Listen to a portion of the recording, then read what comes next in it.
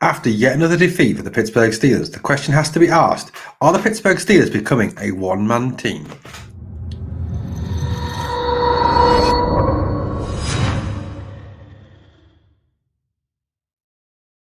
Hello Steeler Nation and welcome to this latest video from your Pittsburgh Steelers Syndicate with me, your host Britsburgh Owen, speaking to you here in the UK. So guys, the Pittsburgh Steelers went down to a 24-20 defeat at Acrisure Stadium today against the New York Jets.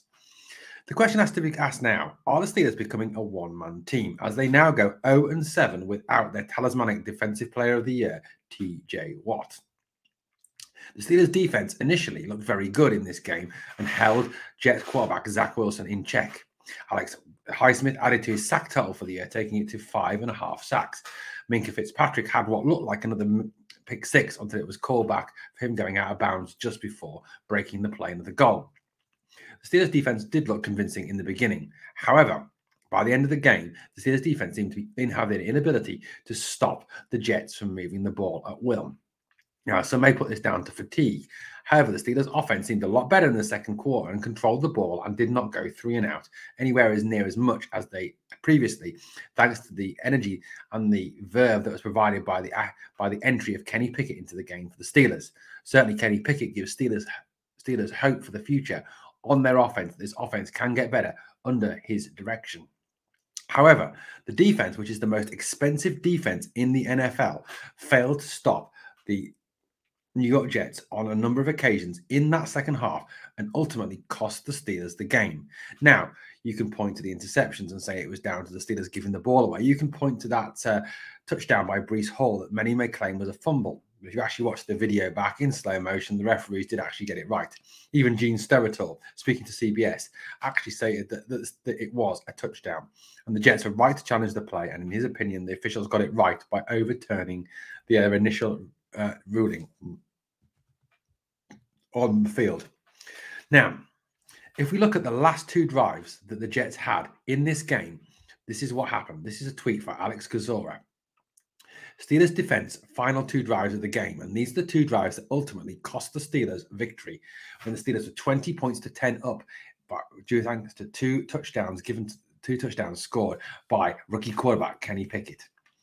11 plays, 81 yards, a TD. 10 plays, 65 yards, a TD. Brutal, just brutal, tweeted Alex Kozora.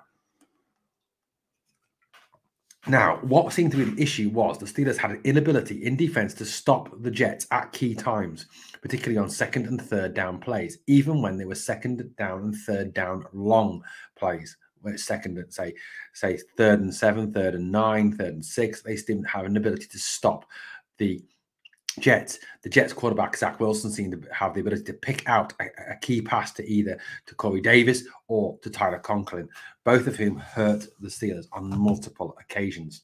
There also seemed an ability to get penetration into the pocket to get after Wilson in that 3rd and 4th quarters that there had been in the 1st quarter and 2nd quarters of this game.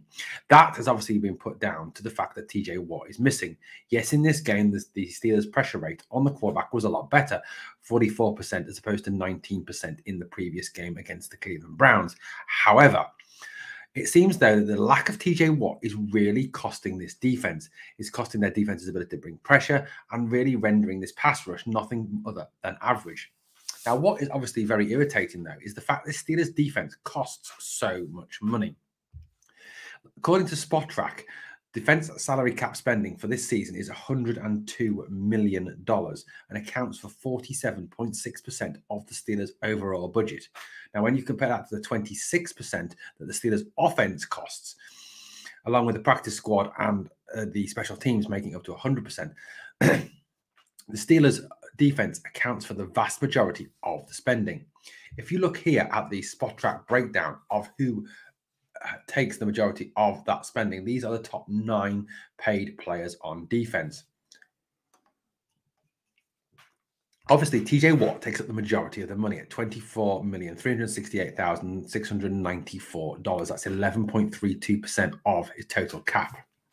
Then you've got Cam Hayward at $17.4 million, Minkah Fitzpatrick at $8.1 Larry Ogunjobi at $8 million with a 1-year deal, Devin Bush at $6 million, Cam Sutton at 5.2 million. Miles Jack at 4.75 million.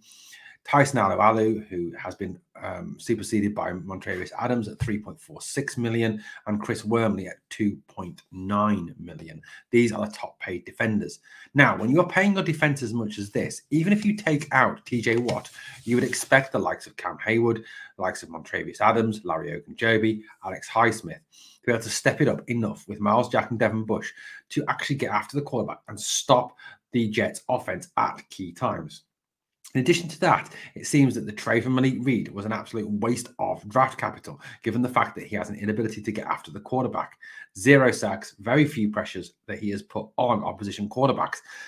The defense seems to be now costing the Steelers the game. Now, you can say that obviously the Steelers' defense are tired, which they were against the Browns, but today they have no excuse as to that factor. In my opinion, this loss is solely on the defense. The defense did not step it up at the key times, as we have seen by what Alex Kozora tweeted out. 11 plays, 81 yards. 10 plays, 65 yards. There was even a play where the Steelers had the Jets fourth and 7, yet the Jets were able to convert and get a first down.